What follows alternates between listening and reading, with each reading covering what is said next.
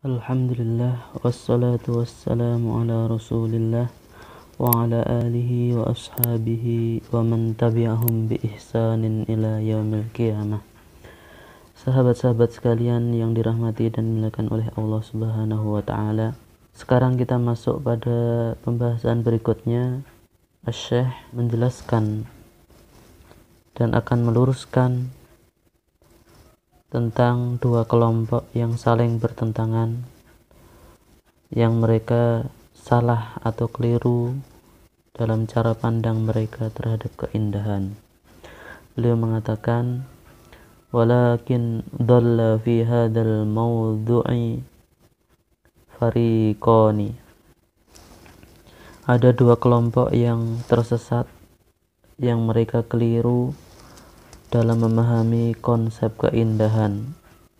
Jadi dengan kesalahan mereka, kesesatan mereka, kekeliruan mereka dalam memahami tentang konsep keindahan.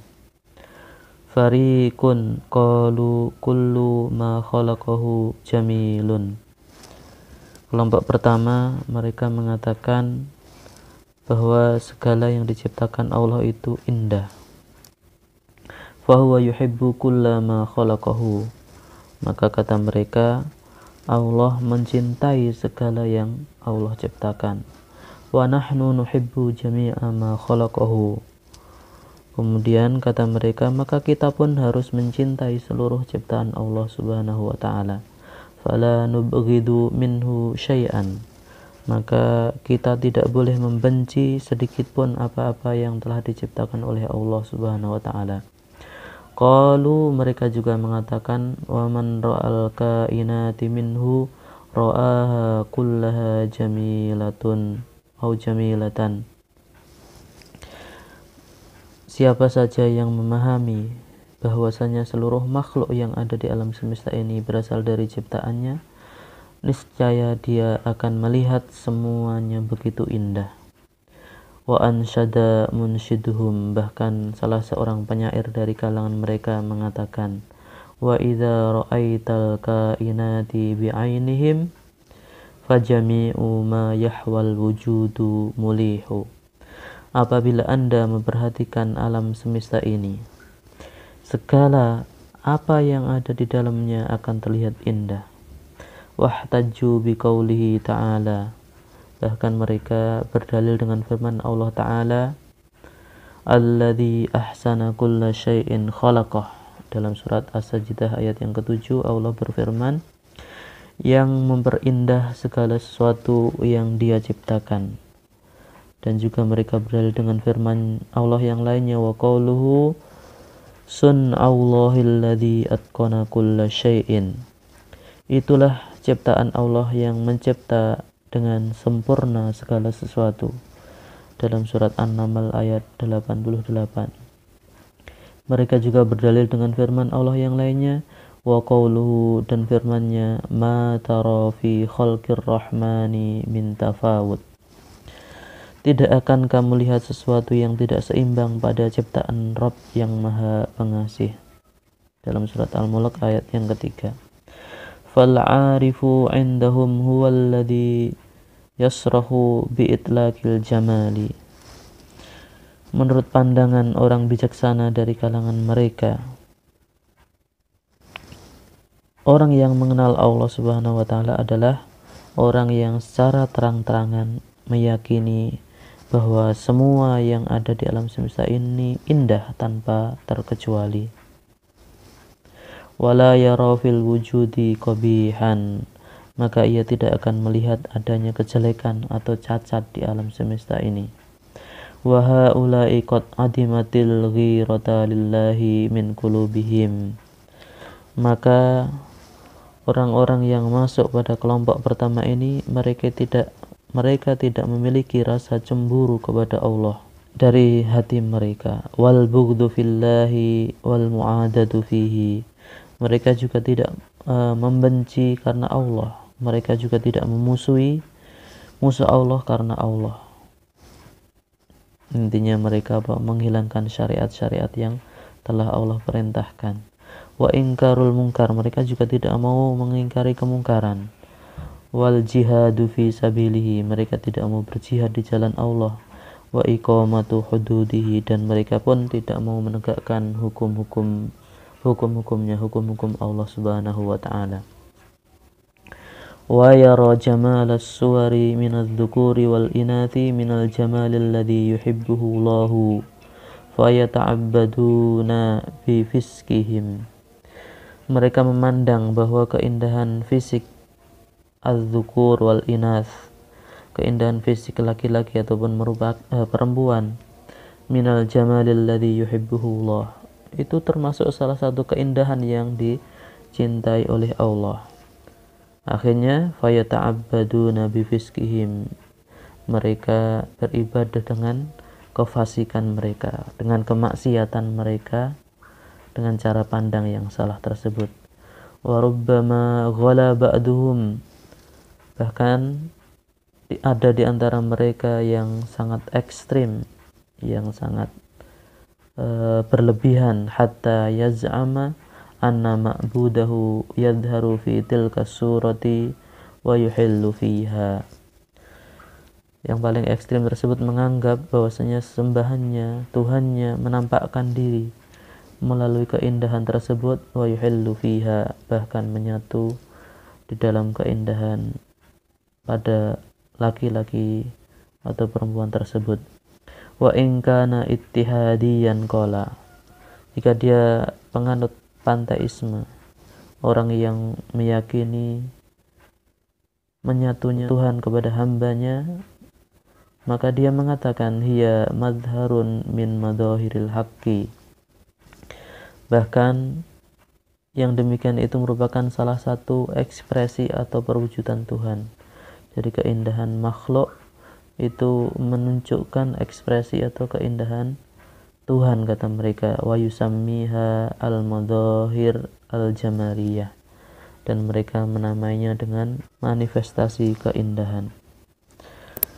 Kemudian Syekh membahas kelompok yang berlawanan yang kedua, wa qabalahum al-fariqus tsani, dan kebalikan dari kelompok yang pertama ini adalah kelompok yang kedua. Faqalu, mereka memiliki pandangan, faqad dzammallahu subhanahu jamalas suwari wa tamamil qamati wal khalqati. Mereka menyatakan bahwasanya Allah mencela keindahan bentuk, yakni kesempurnaan perawakan dan fisik makhluknya. Faqala 'anil munafikin, maka Allah berfirman tentang orang-orang munafik, yakni dalam surat Al-Munafiqun ayat yang keempat, Allah berfirman, wa idza ra'aitahum tu'jibuka ajsamuhum, dan jika engkau melihat mereka, melihat orang-orang munafik itu, tu'jibuka ajsamuhum, tubuh-tubuh mereka itu akan mengagumkanmu. Berarti secara lahiriah mereka tampak indah, akan tetapi secara batin mereka rusak. Itulah orang-orang munafik. Waqala, dan mereka juga berdalil dengan firman Allah Ta'ala, wa kam ahlakna qablahum min qarnin hum ahsanu athasa wa ri'ya, dalam surat Maryam ayat 74. Dan berapa banyak umat yang ingkar yang telah kami binasakan sebelum mereka, padahal hum ahsanu athasan, mereka itu lebih bagus perkakas rumah tangganya, wari'ya, dan lebih sedap dipandang mata.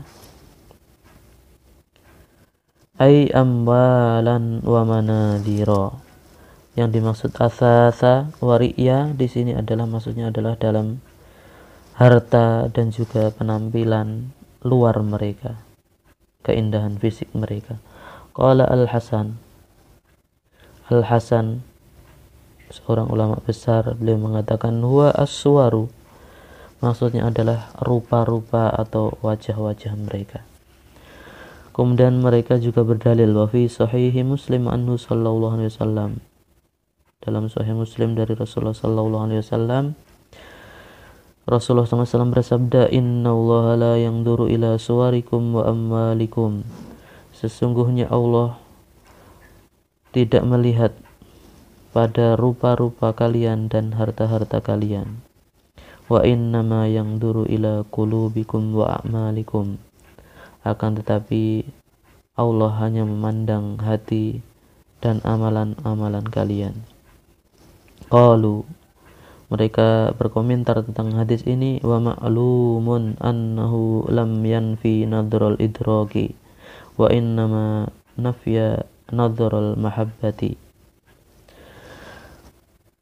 Sudah dimaklumi bahwasanya yang dinafikan atau yang ditolak oleh Nabi Muhammad SAW dalam hadis di atas itu bukan pandangan mata Allah.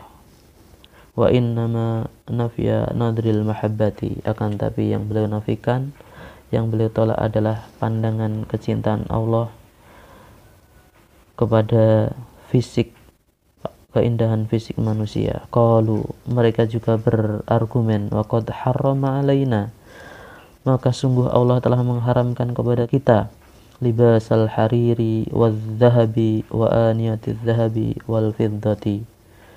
Allah telah mengharamkan kita memakai pakaian sutra, perhiasan emas, bejana emas dan perak.